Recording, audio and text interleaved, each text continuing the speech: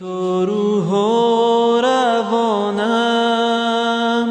یادت آرام جانم.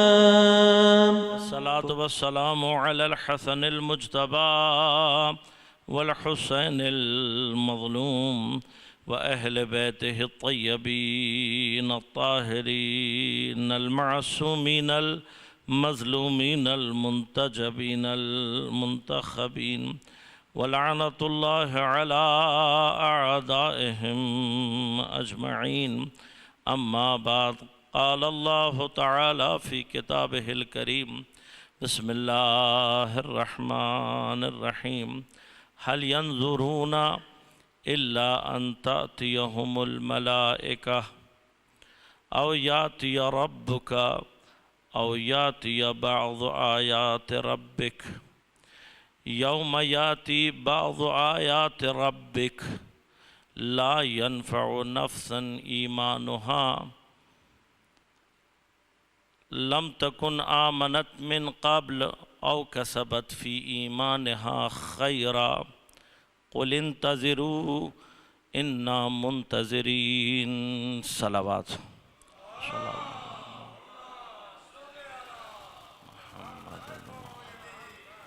مومنین کرام، سامعین محترم، عزیزان گرام قدر، ظہور امام زمانہ علیہ السلام کے حوالے سے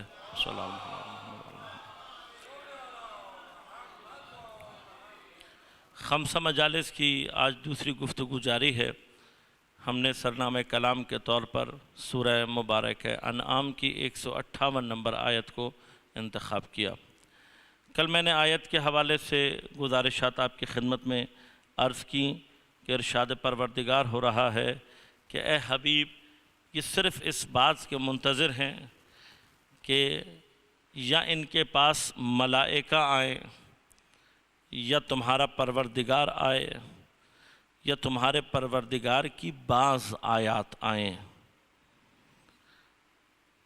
جس دن تمہارے پروردگار کی بعض آیات آئیں گی اس دن کسی بھی شخص کا ایمان اس کو فائدہ نہیں دے گا مگر یہ کہ اس سے پہلے ایمان لے آیا ہو، یا اگر مومن تھا تو اس نے اپنے ایمان میں کسب خیر کیا ہو. بس قل انتظروا، ان سے کہو کہ یہ منتظر رہیں، انا منتظرون، ہم بھی منتظر رہیں گے. یہ ان سے کہو کہ تم بھی انتظار کرو، ہم بھی انتظار کرنے والے ہیں. کل میں نے آپ کی خدمت میں عرض کیا کہ ملائکہ کا آنا، پروردگار کا خود آنا، جس کو یعنی یاتی رب کا، یہ محال امر ہے. یا امر و ربک مراد اگر لی جائے تو اس سے بھی مراد قیامت ہے. لہذا پروردگار نے 3 باتیں کی، ان میں سے 2 کو ذکر نہیں کیا بلکہ تیسرے مرحلے کو ذکر کیا. تیسرا مرحلہ کیا ہے کہ چونکہ یہ چاہتے ہیں کہ تمہارے پروردگار کی بعض آیت آئیں، تو بعض آیت جب آئیں گی تو کیا ہوگا؟ کسی کا ایمان پھر اس کو فائدہ نہیں دے گا. اب اس آیت کا انتظار یہ بھی کریں اور ہم بھی کریں گے. تو کل آپ کی خدمت میں عرض کیا تھا کہ بعض آیت کے لیے کم از کم 1 آیت کا ہونا ضروری. کم از کم، حد اقل جب کہا جائے گا، کم از کم جو بات لگائی جائے گی بعض کے لیے، کم از کم 1 آیت بعض کے اوپر صدق کرتا ہے. لہذا کم از کم 1 آیت ایسی ہے جس نے آنا ہے، 1 آیت ایسی ہے کہ جس کا انتظار وہ بھی کر رہے ہیں، ہم بھی کر رہے ہیں. اب یہ جو انتظار ہے، کل اس کے بارے میں بھی آپ کی خدمت میں عرض کیا تھا کہ انتظار نظر میں اور بصر میں فرق یہ تھا کہ بصر وہاں استعمال ہوتا ہے جہاں نگاہ میں توجہ آ جائے، جہاں نگاہ میں قصد و ارادہ آ جائے، یہ بصر ہے. چونکہ قصد اور ارادہ ہے، لہٰذا بصیرت ایسی توجہ کو کہتے ہیں کہ جو انسان کے قلب میں موجود ہو. جب توجہ قلب میں موجود ہوتی ہے تو پھر آنکھ ہونے نہ ہونے سے فرق نہیں پڑتا. جب قلب میں توجہ آ جاتی ہے تو انسان کے تمام اعضاء حساس ہو جاتے ہیں، تمام حصے اس کی ایکٹیو ہو جاتی ہیں. اب جب تمام حصے ایکٹیو ہوتی ہیں تو انسان بغیر آنکھوں کے بھی پہچان سکتا ہے، شناخت کر سکتا ہے. اور یہ شناخت ضروری ہے۔ لہذا کل آپ کی خدمت میں عرض کیا تھا کہ قرآن نے کہیں پر بھی کسی بھی مقام پر آنکھ کے اندھے کے لیے اعمیٰ اندھے کا لفظ استعمال نہیں کیا، قرآن نے دل کے اندھے کے لیے اعمیٰ کا لفظ استعمال کیا۔ دل کا اندھا قرآن کی نظر میں اندھا ہے، آنکھ کا اندھا اندھا نہیں ہے۔ مختلف مقامات ہیں کہ جہاں پر پروردگار نے انہی چیزوں کو مد نظر رکھا۔ بصیر آنکھ کی روشنی کے لیے استعمال ہوتا ہے لفظ، لیکن قرآن نے بصیر کا لفظ، تقریباً علماء اور مفسرین متفق ہیں کہ شاید ایک آدھ مقام ایسا ہے کہ جہاں پر اللہ نے لفظ بصیر کو آنکھ کی روشنی کے لیے استعمال کیا ہے، ورنہ تقریباً جہاں کہیں پر بھی اللہ نے لفظ بصیر یا اس مادے کو استعمال کیا ہے اس سے مراد دل کی روشنی لی ہے، آنکھ کی روشنی نہیں لی۔ اور ان چند ایک مقامات میں سے کہ جہاں پر پروردگار نے آنکھ کی روشنی مراد لی ہے وہ مقام ہے کہ جہاں پر حضرت یعقوب علیہ السلام کا تذکرہ اللہ نے کیا، اور حضرت یعقوب کی جب آنکھوں کی روشنی کا مرحلہ آیا تب بھی پروردگار نے حضرت یعقوب کے لیے لفظ اعمیٰ اندھا استعمال نہیں کیا۔ اس کی اپنی وجوہات ہیں، وہ انشاءاللہ کبھی موقع رہا تو عرض کروں گا کہ معصوم میں چونکہ عیب نہیں ہو سکتا، معصوم جسمانی عیب نہیں رکھتا، معصوم حسبی عیب نہیں رکھتا، معصوم نسبی عیب نہیں رکھتا، یہ معصوم میں ہو ہی نہیں سکتے۔ تو جب جسمانی عیب نہیں ہو سکتا تو اندھا پن چونکہ عیب ہے، لہذا معصوم اس عیب سے مبرہ ہوتا ہے۔ لہذا جب قرآن نے حضرت یعقوب کے لیے تعبیر کیا تو لفظ اعمیٰ استعمال نہیں کیا، بلکہ فرمایا کہ وَبْيَضَّتْ عَيْنَاهُ، ان کی آنکھیں سفید ہو گئی تھیں۔ اب آنکھوں کا سفید ہونا اور ہے اور اندھا پن اور شے ہے۔ آنکھیں سفید ہو گئی تھیں، پھر کیا ہوا جب آنکھیں سفید ہو گئیں؟ یہ سفید اتنا روئے آپ جناب یوسف علیہ السلام کے غم میں کہ آپ کی آنکھیں سفید ہو گئیں۔ تو ہم سے جو کہا جاتا ہے کہ رونا بدعت ہے، تو پیغمبروں کی سنت قرآن میں ذکر ہو رہی ہے کہ پیغمبر گریہ کر رہے ہیں، اور پیغمبر کے گریہ کی کیا وجہ ہے؟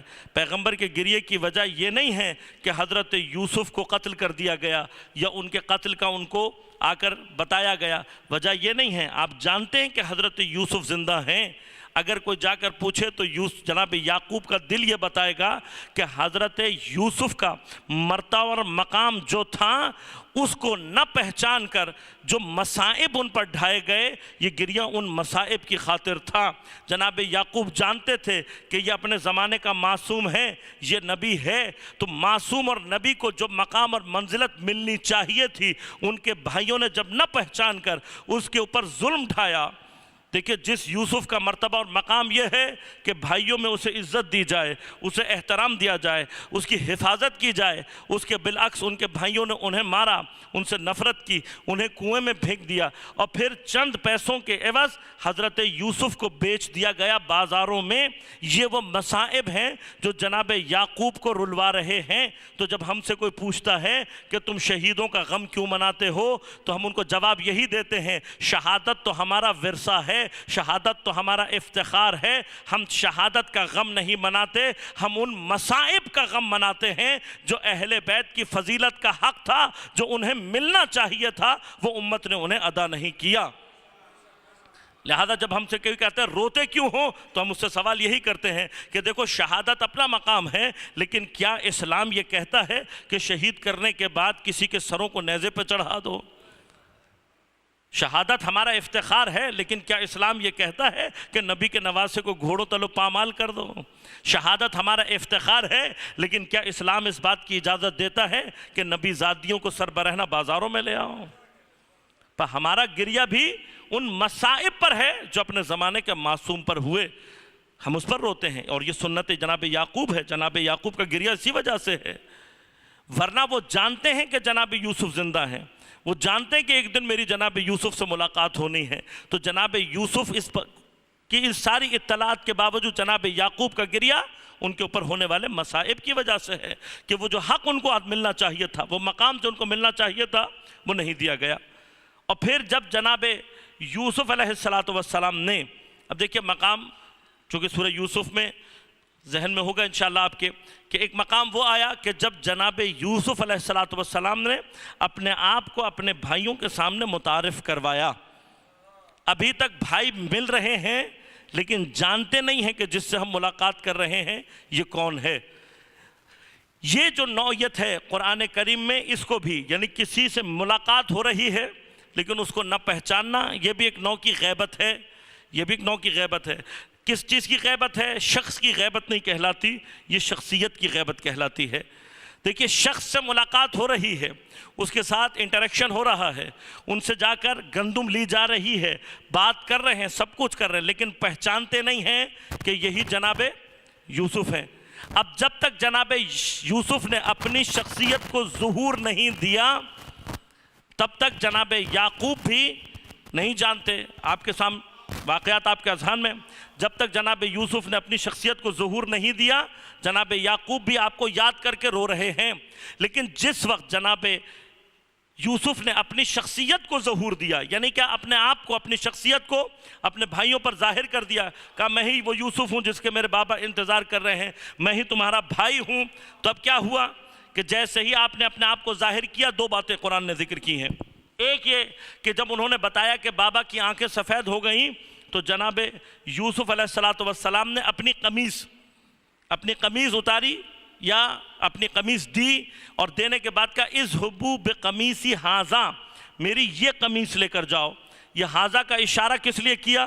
ھذا کا اشارہ اس لیے کیا تاکہ کل کو تاریخ میں کوئی یہ نہ کہے کہ یہ قمیص نہیں تھی، یہ استعارہ تھا، یہ کنایا تھا، یہ کوئی واقعی قمیص نہیں تھی. لیکن ھذا کا اشارہ یہ بتا رہا ہے کہ یہ واقعاً کوئی قمیص تھی. یہ قمیص دی اور کہا جاؤ، اور جانے کے بعد میرے بابا کے چہرے پر اس قمیص کو ڈالنا، انشاءاللہ وہ دوبارہ بصیر ہو جائیں گے، یعنی ان کی دوبارہ آنکھوں کی روشنی آ جائے گی. یہ مقام ہے جہاں پر اللہ نے لفظ بصیر کو آنکھوں کی روشنی کے لیے استعمال کیا. اور پھر اسی پر اکتفا نہیں کیا بلکہ قرآن نے پورا واقعہ لکھا. کہا جب بشارت دینے والا آیا اور آنے کے بعد اس نے اس قمیص کو جناب یعقوب کے چہرے پر ڈالا، فرتد بصیرا، جناب یعقوب کی بصیرت واپس لوٹ آئی، آنکھوں کی روشنی واپس لوٹ آئی. اب یہاں پہ کچھ سوال تو ہے نا، سوال کرنے والے کو حق ہے کہ وہ یہ سوال کرے کہ جناب یوسف کے اوپر اگر جناب یعقوب کی شفا متوقف ہے، اللہ نے جناب یعقوب کی آنکھیں جناب یوسف کے توسل سے دینی ہیں. دیکھیے میں اس سے زیادہ وضاحت نہیں کر سکتا. حضرت یعقوب خود نبی ہیں. اگر قرار یہ ہے کہ جناب یوسف کو شفا ملنی ہے تو خود جناب یعقوب بھی دعا کر سکتے ہیں. اگر وہ متوجہ نہیں ہیں تو پروردگار ملک کو بھیج سکتا ہے، فرشتوں کو بھیج سکتا ہے کہ یعقوب اب تم دعا کرو، ہم تمہاری دعا کو مستجاب کر دیں گے.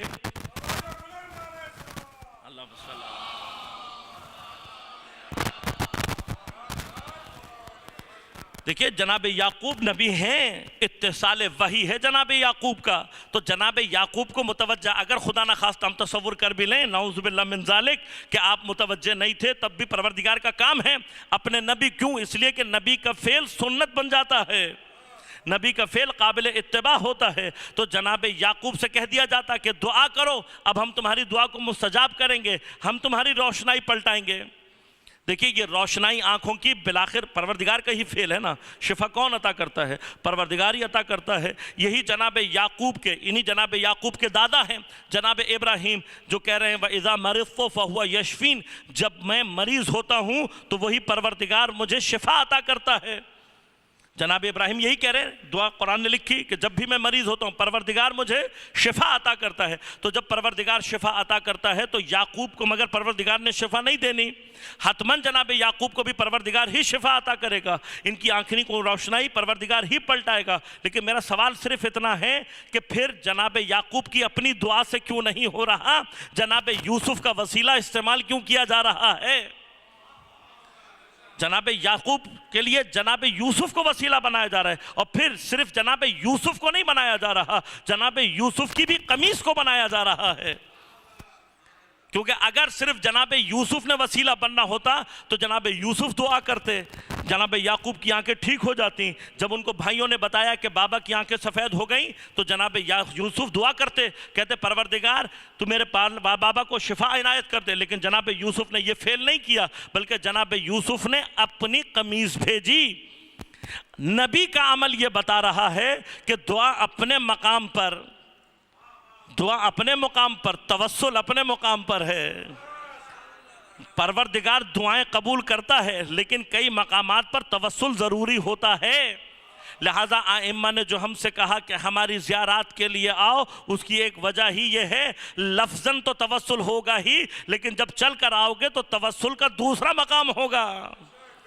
پھر وہ قمیص جو جناب یوسف نے کچھ دیر پہنی, اگر اس کے اندر شفا کا اثر ہو سکتا ہے تو وہ مقام جہاں پر معصوم آرام کر رہا ہو, کئی صدیوں سے موجود ہو, وہ مقام صاحب شفا کیسے نہیں ہو سکتا؟ اس مقام پر جا کے شفا کیوں نہیں مل سکتی؟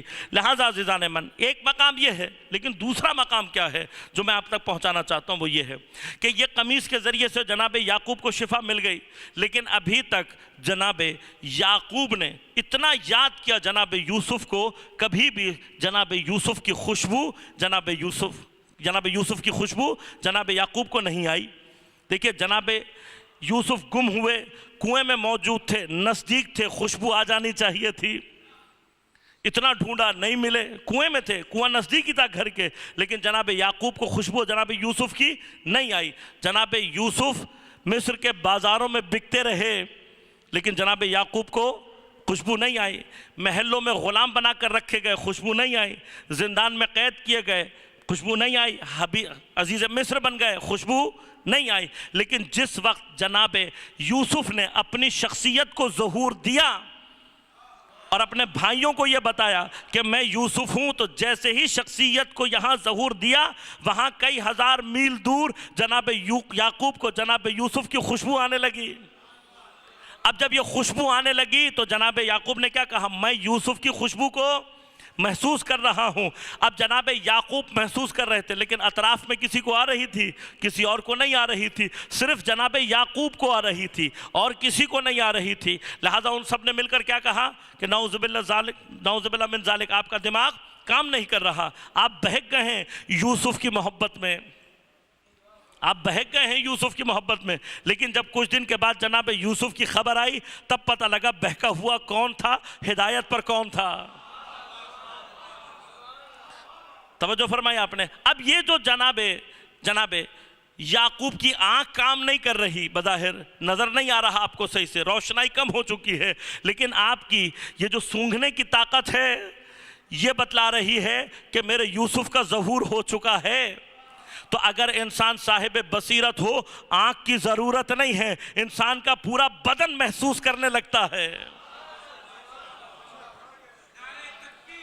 اللہ اکبر, یا علی مدام, اللہم صلی علی محمد وعلی محمد وعجل فرجہ.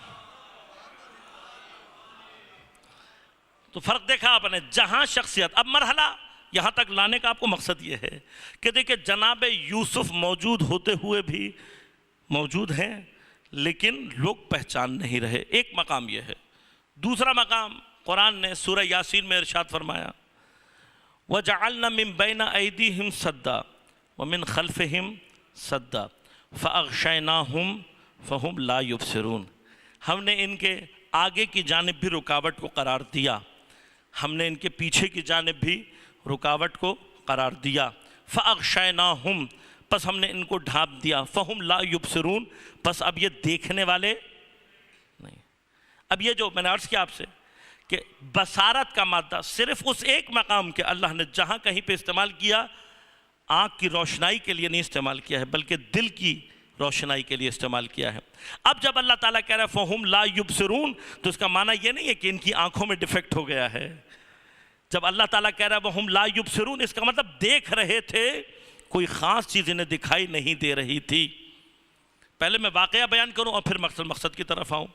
روایات میں آ کر جا کر دیکھیے, سنی اور شیعہ دونوں روایات میں آپ کو یہ مل جائے گا واقعہ. اکثر روائی تفاسیر نے اس واقعے کو نقل کیا ہے.